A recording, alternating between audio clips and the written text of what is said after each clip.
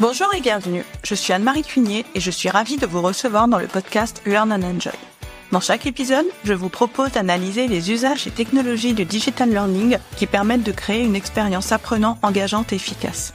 Avec des experts et professionnels du monde de la formation et de l'éducation, nous décoderons ensemble les bonnes pratiques qui marchent et les outils et méthodes qui permettent de transformer l'expérience d'apprentissage pour créer un effet waouh auprès des apprenants. Laissez-vous inspirer.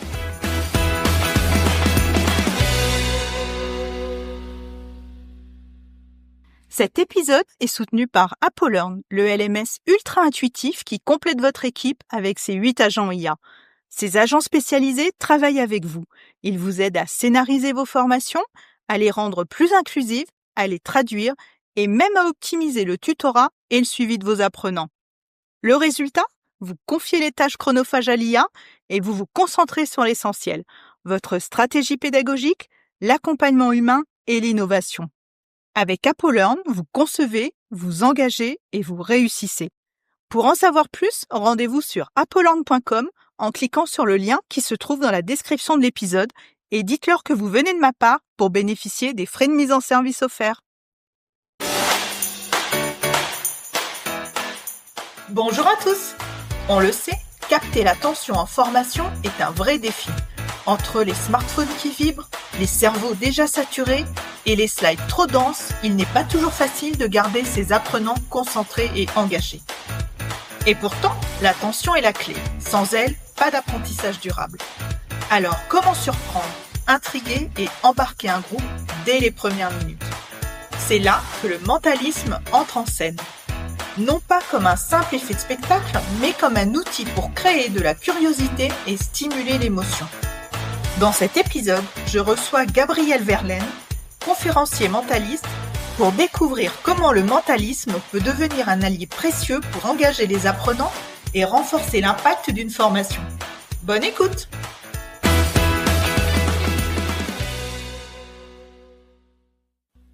Bonjour Gabriel et bienvenue! Bonjour Anne-Marie.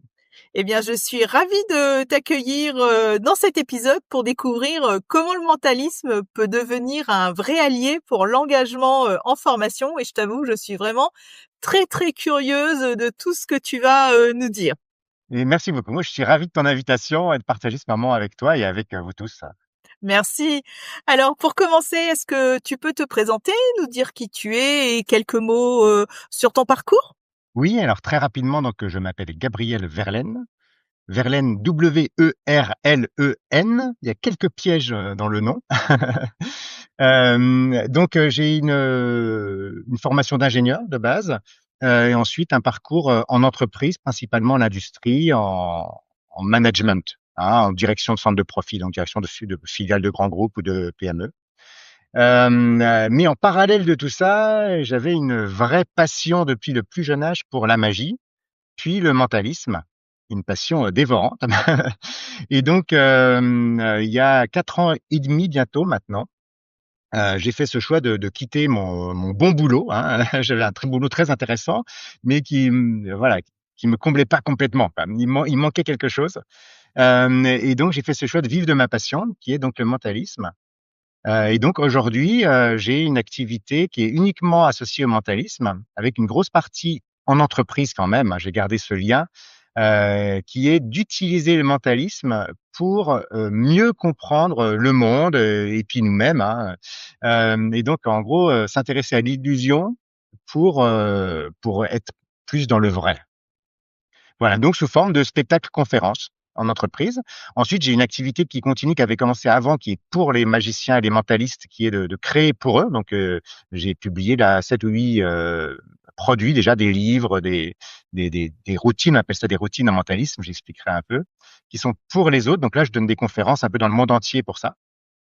Et puis une troisième activité qui démarre maintenant, qui est vraiment à destination du grand public, avec un spectacle au théâtre à Paris. Et puis un deuxième qui est en préparation.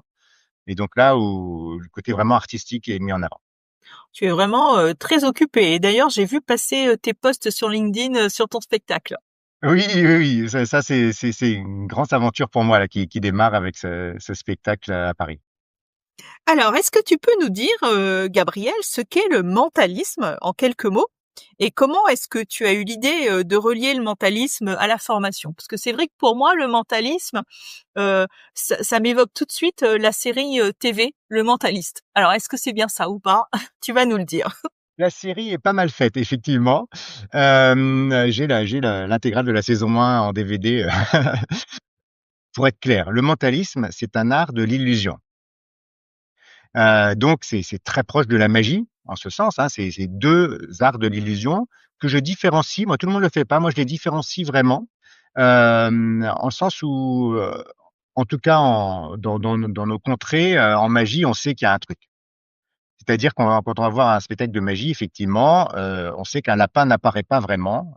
Vraisemblablement, il était caché quelque part avant, mais on n'a aucune idée de comment c'est fait. Et donc, on fait l'expérience de l'impossible. Et c'est cette émotion qui est très belle en magie, qui est waouh, on sait que c'est pas possible, mais on vient d'en faire l'expérience. En mentalisme, pour moi, ça reste de l'illusion, mais l'émotion qu'on va générer est très différente puisqu'on va jouer avec le doute et le questionnement. Et donc, on va amener le public à se poser des questions parce on va pas être dans l'impossible, on va être dans des choses qui sont peu probables, qui sont mystérieuses.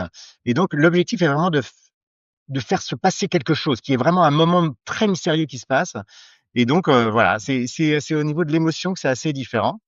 Et au niveau des méthodes parfois aussi, hein, donc c'est en ce sens que j'ai fait le lien avec l'entreprise, parce qu'évidemment le but en entreprise n'est pas de leur apprendre à créer des illusions, mais au contraire à être dans le vrai, hein, comme je le disais.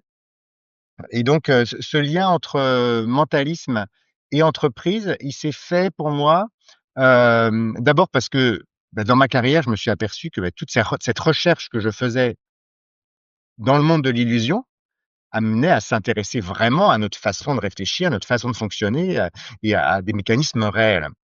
Et donc ensuite, je me suis dit: «Mais quelle est ma vraie compétence en tant que mentaliste?» En allant à la racine de ma compétence, qui n'est pas de lire les micro-expressions, le mouvement des yeux, parce que, effectivement, le type d'illusion qu'on va créer, ça va être plus de l'ordre de l'esprit, hein, du mental. Donc, d'essayer de lire dans les pensées, de ce genre de choses. Mais la vraie compétence, elle est plus dans la compréhension de notre façon de percevoir le monde, que dans vraiment les illusions qu'on crée parfois. Comme le magicien, lui, sa vraie compétence, c'est même pas de faire apparaître un lapin, c'est de faire en sorte que vous sachiez pas comment il a fait pour créer l'illusion. Mais justement, là, tu parles, du magicien. Qu'est-ce qui différencie vraiment, le mentalisme, d'un tour de magie? Beh, pour moi, c'est vraiment ça. C'est 2 illusions. Mais on va pas forcément utiliser les mêmes méthodes. On peut, hein, ni l'un ni l'autre ne s'interdit rien pour créer ces illusions. Le but est vraiment la perception du public, qu'est-ce qu'il va ressentir. Mais pour moi, le magicien, lui, va vraiment s'intéresser à créer quelque chose d'impossible. Alors que le mentaliste, il va chercher à créer un moment mystérieux où il se passe vraiment quelque chose et où le public se met à douter, à se poser des questions sur ce qu'il vient de voir. Est-ce que ce serait vraiment possible? Non, et c'est cette émotion qui m'a vraiment plu quand j'ai découvert le mentalisme dans les années 2001. Où je me suis retrouvé un peu comme un enfant, en fait. Pour moi, c'est vraiment l'émotion de l'enfant. On retrouve cette émotion du petit enfant qui s'émerveille devant tout, en fait, hein, qui se demande: «Mais ouais, est-ce que ce serait vraiment possible?» Et est-ce que, pour illustrer, tu peux nous donner un exemple d'effet de mentalisme, qui va capter l'attention, instantanément? Oui, bien sûr, je pense qu'intrinsèquement, le mentalisme, capte l'attention, même en amont, puisque quand on sait qu'on va rencontrer un mentaliste, on se pose des questions parce que justement, on ne sait pas forcément exactement ce que c'est. Il y a un mystère qui tourne autour qui évoque le mentalisme tout de suite. Et donc, on va être dans une attente particulière dès le début. On va se dire: «Qu'est-ce qu'il va me montrer? Est-ce qu'il va lire dans mes pensées? Est-ce qu'il va détecter des choses?» On se pose plein de questions et donc déjà là, pour moi, on a fait la moitié du chemin effectivement pour capter l'attention et ensuite tout ce qu'on va faire va être, mais par exemple, deviner quelque chose ou faire en sorte que la personne ressente quelque chose. On peut faire une petite démonstration si tu veux Ah bah oui, allons-y, allons-y. très rapidement. Hem, hem, je vais te demander, d'imaginer que ce matin, je me suis, réveillé avec une émotion particulière, qui est pas forcément la joie de se rencontrer, qui peut être un SMS reçu avec une mauvaise nouvelle, donc plutôt une forme de tristesse ou alors une mauvaise nuit mais simplement imaginer que je me suis réveillé et que j'ai, pris un marqueur de couleur, n'importe lequel, Mais juste, donc là, pour les auditeurs, hein, je tiens 3 cartes de visite dans les mains avec mon logo qui est l'iceberg. Je pourrais expliquer pourquoi après. Et donc voilà. Donc tu vas imaginer que j'ai pris un marqueur de couleur. Enfin, t'as pris une couleur dans ta tête? Oui. Oui? Alors, c'est pas le noir, j'imagine. Non. C'est une couleur, c'est parmi le bleu, le vert ou le rouge, n'est-ce pas? Oui. C'est ça? Tu pas pris le bleu, dis-moi? Parce que mes cartes de visite sont toutes bleues. Non, Donc non, ça aurait été j'avais trop pris le bleu. évident. Non, je sais pas si tu as remarqué, mais mon nom, c'est Verlaine et ça commence par vert. Est-ce que tu aurais pas pris le vert par hasard? C'est ça, hein? Bah si, c'est le vert Ah, que j'ai alors, pris. est-ce que tu as été influencé par mon nom ou pas? Je ne sais pas. Mais imagine que, du coup, j'ai pris ce marqueur vert et que j'ai dessiné sur une carte de visite, un smiley qui correspond à cette émotion que j'ai eue au réveil. Et ça peut être vraiment l'une des 3, hein, soit le plaisir de se voir, soit cette émotion un peu neutre d'une mauvaise nuit, fatigué juste au radar, soit cette émotion triste d'une mauvaise nouvelle qui est arrivée. Et en fait, là, voilà, je n'ai gardé qu'une seule carte de visite en main. Est-ce que tu peux me dire quelle est cette émotion, à ton avis, que j'ai eue ce matin au réveil? Essaie de le ressentir. Bah, pour moi, comme j'ai pris le vert, c'est une émotion, de joie. De joie. Pour moi, c'était plutôt cette joie de se rencontrer. Oui, d'enregistrer Donc, ensemble. un smiley vert avec Oui, un smiley qui sourit, c'est ça? Et il se trouve que oui, moi, oui. sur ma carte de visite, c'est effectivement un smiley vert Oh! qui Mais sourit. c'est génial! Mais effectivement et d'ailleurs sur les autres cartes de visite, en fait, j'étais tellement sûr que il y a rien du tout, en fait. Ah oui! Oh! Voilà, donc un exemple de chose très rapide qui va capter l'attention tout de suite et qui intrigue, qui va surprendre parce que visiblement il y a aucun voilà, c'est tout se passe dans ton esprit quelque part, c'est toi qui as imaginé toutes ces choses-là. Oui, mais comment tu as deviné que j'avais choisi la couleur verte? Et mais c'est des questions qui se posent et donc effectivement, peut-être très rapidement quand même, un petit mot qui était pas forcément dans la question sur l'éthique et la responsabilité qu'on a en tant que mentaliste aussi, c'est quelque chose que j'aime bien promouvoir. Moi, je pense qu'on peut être en tant que mentaliste fier de notre métier en tant qu'illusionniste, et le fait d'être capable de créer ce type d'illusion, je trouve, est magnifique et nécessite de vraies compétences qui sont très utiles et on n'a pas besoin de mentir sur les vraies compétences que l'on a. Et moi, je pense que autant pendant le spectacle, tu vois, je vais tout faire pour créer ce moment où tu vas te mettre à douter, mais comment tu as su que j'allais choisir vert? Comment tu as su que j'allais choisir cette émotion-là plutôt qu'une autre? Alors que tu m'as laissé vraiment le choix. Mais après le spectacle, je pense que c'est important de dire attention, c'est une illusion. Moi, j'ai créé ce moment en jouant avec les perceptions, en utilisant des compétences qui sont encore plus belles peut-être que d'être capable de savoir à l'avance ce que tu allais dire. Voilà. Non, non, c'est un très bel exemple, Gabriel, merci. Et et justement, là, tu parles de ton spectacle, ou quand tu vas en entreprise, lorsque tu fais des interventions, heu, quelles sont les clés que tu vas utiliser, pour captiver ton groupe, dès les premières minutes? Moi, je pense que c'est quelque chose de clé pour tout formateur. Hein, de pouvoir captiver l'attention des apprenants dès le début et en spectacle, c'est un peu la même chose aussi d'ailleurs, hein. Enfin, on peut jouer un peu différemment quand la personne vraiment est venue volontairement à payer son billet pour venir, elle est un peu plus captive, on va dire et elle est plus volontaire en tout cas et donc on peut jouer avec ça, avec ces émotions-là un peu différemment. Mais en formation, très souvent, les apprenants, ils viennent là parce qu'on leur a dit de venir et ils ont pas forcément envie d'être là. Et donc, de captiver, l'attention dès le départ, c'est absolument clé. On a fait la moitié du chemin pour moi. Alors, avec le mentalisme, moi, j'ai eu cette grande chance de quelque part, intrinsèquement, naturellement, de questionner. C'est-à-dire que les gens vont arriver, à mes conférences en disant: «Tiens, un mentaliste, c'est pas comme d'habitude, qu'est-ce qu'il va nous faire? Qu'est-ce qu'il va nous dire?» Bref, ils se posent plein de questions qui fait que naturellement, j'ai rien à faire, j'ai fait la moitié du chemin. Mais on n'est pas forcément mentaliste évidemment et donc moi, pour moi, la première clé, c'est justement d'attiser la curiosité en amont. Ça commence bien avant, en fait et donc de se poser la question simplement dans l'invitation, dans le descriptif de la formation, dans tout ça. Est-ce qu'on a réfléchi à des détails, des choses qui vont intriguer, qui vont se faire se dire: «Tiens, mais c'est pas comme d'habitude». Et simplement d'allumer cette petite, lumière dans les esprits de chacun qu'ils arrivent avec une curiosité en se disant: «Tiens, qu'est-ce que ça va être?» Simplement, s'ils arrivent comme ça avec une petite curiosité, une petite attente, on a fait la moitié du chemin et ça permet vraiment d'arriver dans des très bonnes conditions avec des apprenants qui sont déjà à se dire tiens, tiens, tiens, qu'est-ce qui se passe? Pas forcément des émotions très positives, ça peut être tiens, mentaliste, qu'est-ce que c'est? Ou alors tiens, bizarre ce truc. C'est juste un truc bizarre qui fait qu'on a déjà fait la moitié du chemin. Ensuite, effectivement, la première impression est essentielle pour la formation. Et donc là, pour moi, dès le début, il faut jouer avec tout ce qu'on a à notre disposition, c'est-à-dire parler on le dit souvent, ça à la tête, au cœur et au corps, hein. Donc trouver une façon de générer la surprise, de générer du questionnement, dire: «Tiens, oui, mais attends, oui», qui se pose des questions. Quand on se pose des questions, on est impliqué forcément. Dès qu'on se pose des questions, on est impliqué. Et de jouer avec le corps aussi pour qu'il vive quelque chose, qu'il y ait des interactions, que ce soit pas le formateur d'un côté et les apprenants de l'autre. Donc, quelque part, là-dedans, à chaque fois, on est quand même autour de la notion du plaisir quand même. De se dire qu'on n'est pas là pour, voilà, on est là aussi pour prendre du plaisir et d'apprendre en prenant du plaisir et là, on a l'attention de tout le monde très rapidement. Donc moi, j'utilise vraiment une routine de mentalisme un peu comme celle que je viens de te faire pour capter l'attention au début. Mais évidemment, le but n'est pas que tout le monde devienne mentaliste, fasse tous la même chose. Mais voilà, de se poser la question, tiens, qu'est-ce que je vais pouvoir faire et dire au début pour instantanément parler au cœur, à la tête, au corps, en impliquant tout le monde, en leur faisant vivre quelque chose, se poser des questions et en jouant avec la surprise et donc le plaisir. Oui, donc ce que tu nous dis, c'est qu'on se crée, nous, notre petite routine quelque part en début de formation pour justement, créer cette émotion. Exactement, c'est pas forcément toujours la même, mais en tout cas, de réfléchir profondément aux premières minutes comme un spectacle. Voilà, vraiment se dire qu'on est là pour capter l'attention de tout le monde comme si c'était un spectacle. C'en est un, hein, c'en est un quelque part, c'est Ah un bah, complètement, complètement. On est en représentation quelque part quand on est exactement, en formation.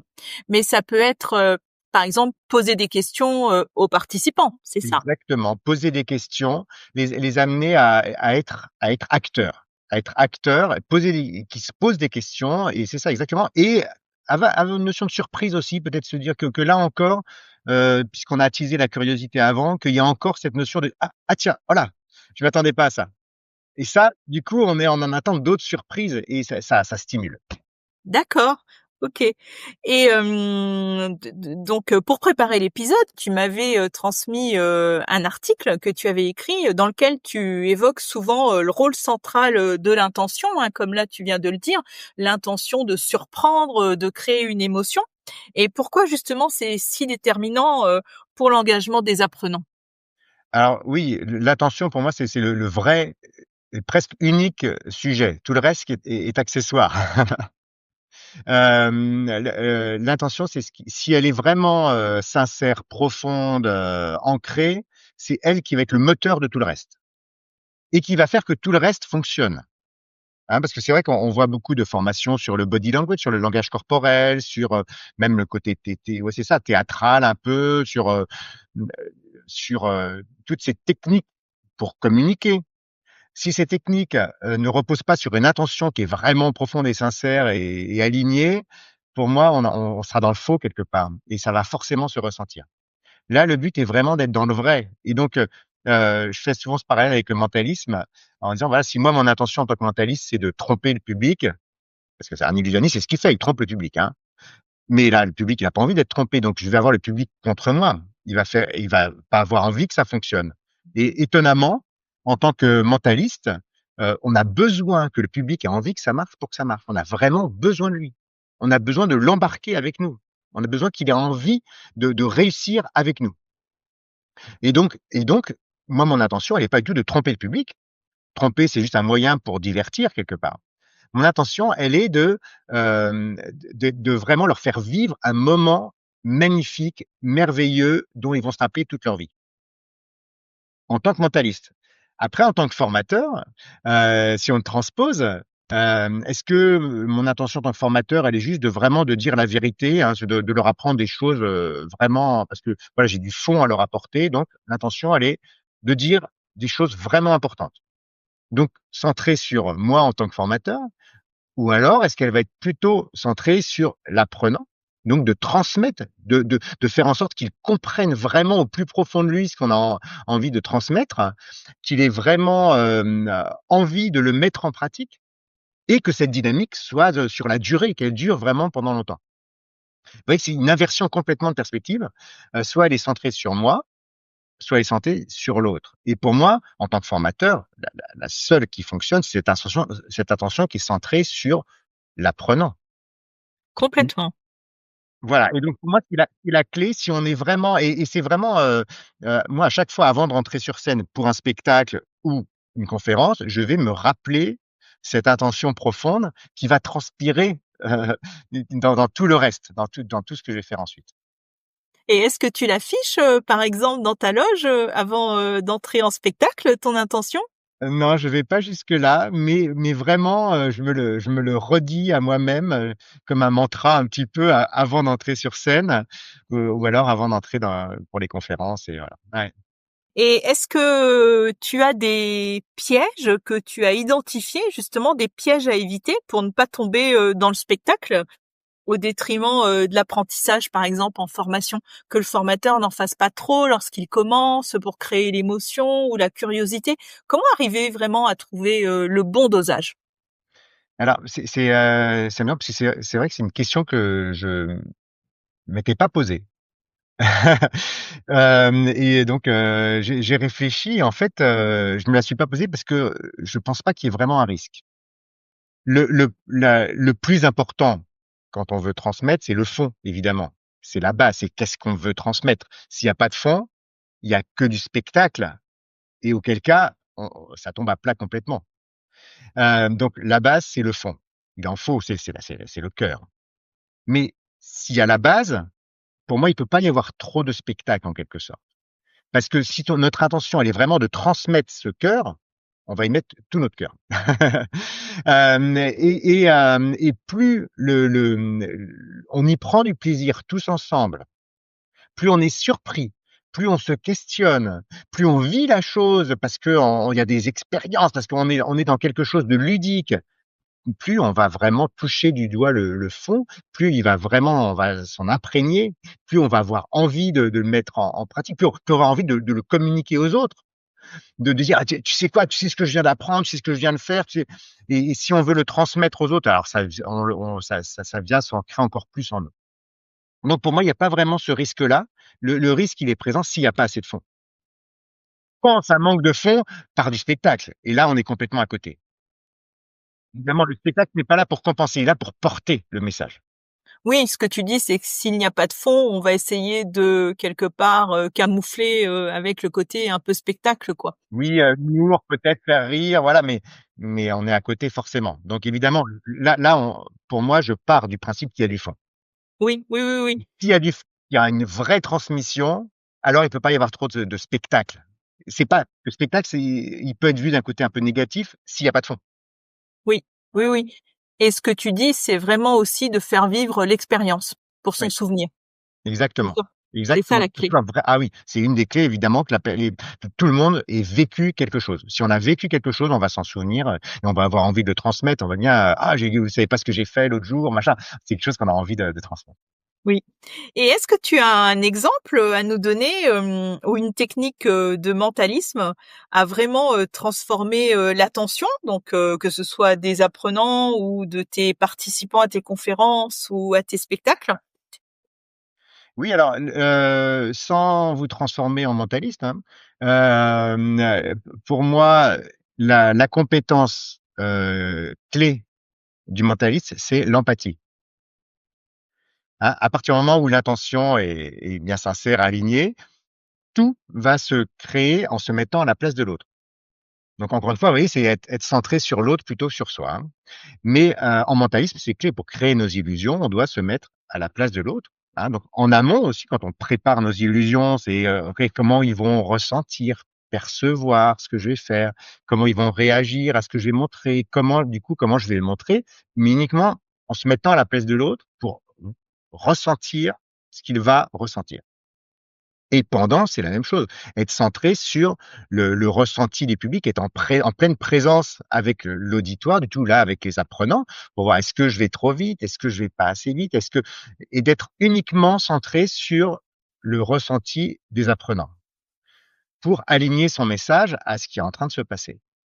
Et pour moi, ça, c'est vraiment la compétence clé qui est commune à ces deux branches, le mentalisme et le formateur, et qui va permettre effectivement d'être dans le vrai jusqu'au bout, sans perdre son auditoire. Oui, être concentré sur son auditoire.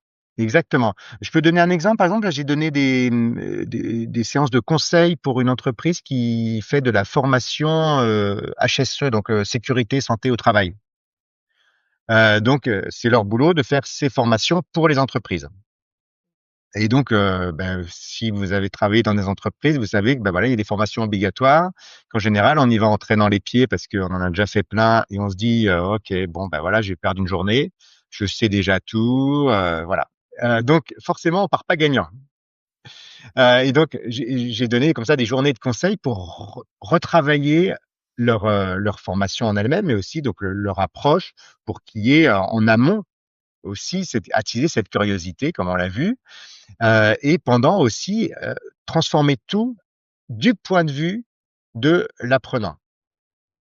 Pour être sûr que tout soit designé vraiment avec cette approche, hem, de se mettre à la place de l'apprenant. Ça partait du fait qu'il y avait du fond, évidemment, ils avaient du fond à transmettre, mais en faire quelque chose de très ludique tout le long, des surprises, des expériences, jusqu'à du coup, dans ce cadre-là, j'ai appris, à tous ces formateurs, une routine de mentalisme pour leur faire vivre un moment très fort où il y avait un vrai danger perçu. Donc j'ai été jusqu'à leur expliquer une technique de mentalisme là, très simple, mais qui permettait de faire vivre à tout le monde un vrai danger, pour aller jusqu'à ressentir ce danger et faire en sorte que vraiment ils aient ancré en eux ce mécanisme de, j'appelle ça la petite, lumière qui s'allume, le warning là, la petite lumière qui s'allume pour leur dire: «Attention, tu es en train de prendre un risque». Pour que justement ils se posent la bonne question à ce moment-là, dire: «Est-ce qu'il est raisonnable ou non de prendre ce risque?» Et pour moi, c'est là, on a en sécurité, on a fait un grand pas en avant quand on arrive au moins à avoir ce questionnement. En général, c'est quand c'est par habitude, on commence à prendre des risques sans se questionner. Et donc là, l'idée, c'était vraiment d'ancrer ce moment, cette réaction pour allumer la petite lumière au bon moment.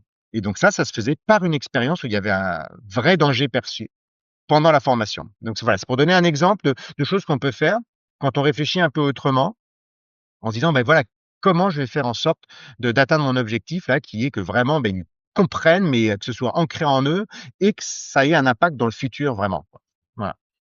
Ah ouais, c'est super intéressant et pour expérimenter, est-ce que tu penses qu'on peut tenter, justement, une petite expérimentation, en direct Oui, bien sûr, avec nos auditeurs? bien sûr. Alors ce sera plus avec toi, mais Oui? on va pouvoir, participer parce qu'effectivement, moi je fais rarement des expériences comme ça avec, autant de monde qui ne sont pas présents en même temps. C'est-à-dire si c'était en direct, on pourrait faire des choses. Mais moi j'ai besoin d'être avec la personne pour que ça fonctionne et vraiment créer quelque chose de particulier. Et donc, là, les auditeurs vont plutôt être, spectateurs quelque part de ce qui va se passer. Donc on va faire un petit voyage. Est-ce que tu peux juste respirer un grand coup pour essayer de te préparer quelque part à ce voyage mental. Donc, bien sûr, tu ne dis rien, ça va être un voyage uniquement dans ta tête, mais je vais te demander d'imaginer que tu vas parcourir des villes, plein de villes comme ça, n'importe c'est des grandes villes du monde, d'accord? Donc ça peut être vraiment n'importe lesquelles, tu vas voir et simplement tu vas faire ce voyage de ville en ville et à un moment donné, tu vas décider de t'arrêter dans une ville en particulier et donc tu vas juste stopper ce voyage, et t'imaginer complètement dans cette ville que tu auras choisie, qui sera la destination un peu de ton voyage, d'accord? Et puis tu verras ce qui se passe après. Donc voilà, simplement, tu imagines que tu te balades comme ça de ville en ville et à un moment donné, tu me dis stop. Quand tu penses, voilà, quand tu penses être arrivé dans Là, tu penses être arrivé dans une ville que tu as envie de Oui, que visiter? j'ai envie de découvrir, parce que je ne la connais pas. Génial. Et ben, tu vas t'imaginer vraiment dans cette ville. Tu vas t'imaginer en train de la visiter, de voir comment elle est, l'atmosphère qui s'en dégage, les, les sons, si c'est près, si c'est loin. OK, donc c'est pas tout près, c'est quelque chose que tu as envie de visiter, c'est assez loin. Ouais, Hem, OK, c'est quelque chose qui fait assez rêver, ouais, j'imagine, voilà. OK, c'est dans un autre continent, n'est-ce pas? oui, OK, OK. Imagine que tu vraiment tu arrives juste maintenant dans ce pays. C'est un grand pays, ouais. oui, OK, OK et là que tu prends un transport en commun déjà, OK. ouais, Donc c'est un taxi, j'imagine. Tu es en train de te balader. oui, oui, oui, oui, parce que je suis arrivée à l'aéroport, donc je À prends un taxi. l'aéroport, c'est ça? C'est assez loin? C'est aux États-Unis, non? Oui, C'est ça? C'est ça? oui, OK. oui, oui. Les atmosphères, OK, c'est très intéressant. Tu es en train de te balader. Ouais, OK, tu vois le taxi qui oui, ouais, je vois, là, qui monte et qui tout le monde qui descend. descend, je suis en train de faire le signe, Bah oui. c'est amusant.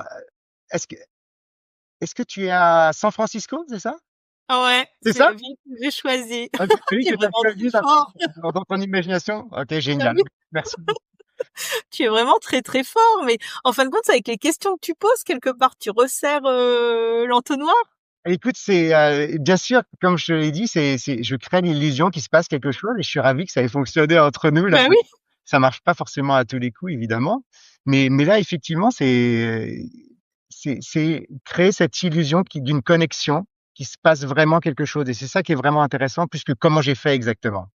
Ouais, ouais, ouais, non, c'était super intéressant. Bon, après, nos auditeurs ont pas pu voir ce que tu faisais à l'écran, Non, mais mais exactement. c'est vrai que quand tu faisais le taxi qui montait, qui descendait, bah, Je c'était, sentais le tout texte à fait avec ça. un mouvement particulier, Oui, ouais. oui, oui, oui. Oh, bah, merci Gabriel, c'était vraiment, très, très chouette. Donc on va arriver à la fin de notre épisode et je suis vraiment contente qu'on ait réussi à faire cette expérimentation. Donc, bah, je vais avoir une dernière question, pour conclure. Donc si un formateur, qui nous écoute, voulait tester une première technique de mentalisme dès demain, Mmh. qu'est-ce que tu lui conseillerais de faire? Par exemple, pour commencer, sa formation? Moi ce que je conseillerais, c'est de trouver dans vos ressources, qu'est-ce que vous aimez? Qu'est-ce qui vous fait vibrer aussi? Qu'est-ce qui vous plaît? Qu'est-ce qui est parmi ces compétences que vous avez peut-être, ces hobbies, hein, qu'est-ce qui va faire que votre formation va être unique? Qu'elle va peut-être pouvoir capter l'attention en amont, hein, aussi donc en intriguant, en se faisant poser des questions. Qu'est-ce qui va faire que quand vous allez arriver, vous allez être différent des autres? Qui va faire que cette formation va être différente de toutes les autres et que vous allez être identifié vraiment comme quelqu'un qui apporte quelque chose d'autre et donc qui va donner envie de s'y intéresser tout simplement parce que ça va questionner. Donc pour moi, ça va être ça le vrai conseil et cette vraie, compétence qu'on a tous quelque part, parce qu'on est tous différents. Oui, on est Donc, tous différents, tout à fait. utilisons notre particularité, nos différences, nos goûts pour faire de nos formations quelque chose qui est vraiment unique et qui va du coup capter l'attention et qui va faire qu'on a fait la moitié du chemin en captant l'attention, mais il faut le fond évidemment, hein, ça reste quand même le cœur. Voilà. Oui, oui, oui, bah, j'aime beaucoup ce que tu dis. C'est vraiment, capitaliser sur notre singularité, du coup, pour, capter cette attention, dès le début. C'est ça. Exactement, Eh exactement. bien, merci, merci pour, ce mot de la fin, Gabriel. Est-ce que tu as éventuellement, une ressource à conseiller à nos auditeurs? Je sais que tu as écrit plein de livres. Alors, mes livres, oui, bien sûr, si vous avez envie de devenir mentaliste, parce que donc ce sont des livres qui sont à destination des magiciens et des mentalistes.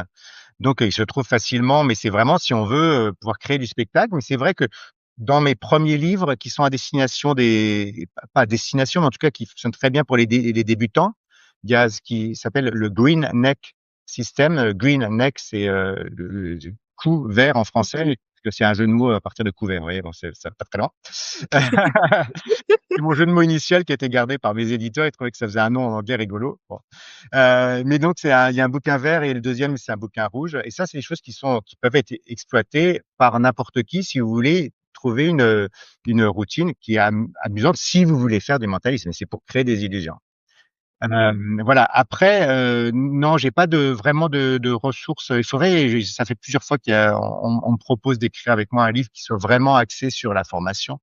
mais je me suis pas encore lancé. Là, j'ai pas beaucoup de temps avec toutes les activités que j'aime. Il y a même une journaliste là qui voulait m'aider à l'écrire récemment.